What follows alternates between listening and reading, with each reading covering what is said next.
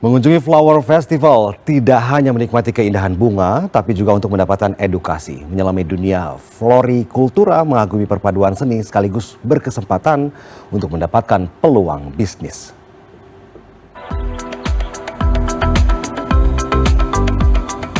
Bunga-bunga.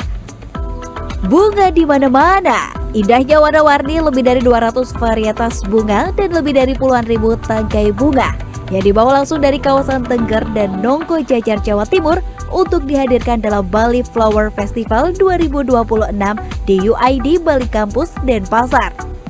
Dengan mengusung tema Grow Authentically, festival yang berlangsung selama 2 hari ini menampilkan instalasi bunga berskala besar dari para seniman, museum flora, workshop kreatif, talk show, bahkan bazar.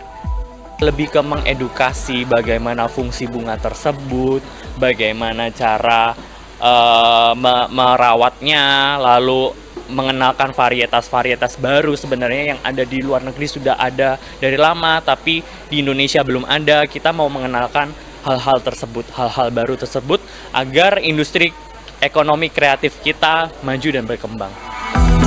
Lebih dari 4.000 pengunjung menghadiri festival bunga yang memasuki tahun ketiga ini. Namun pengunjung yang datang bahkan bukan hanya dari Pulau Bali. Seperti Ovi Sofia, pengusaha floris yang sengaja terbang langsung dari Lombok untuk mendapatkan ilmu guna mendukung usaha yang dia geluti saat ini.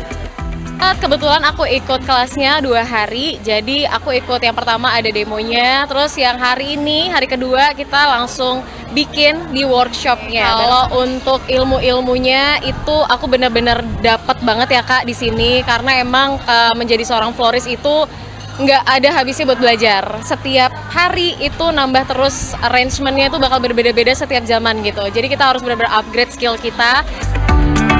Lebih dari 100 pengusaha yang bergerak di bidang florikultura dilibatkan dalam festival bunga ini. Termasuk 30 seniman yang turut berbagi ilmu dan menampilkan karya-karya terbaik mereka.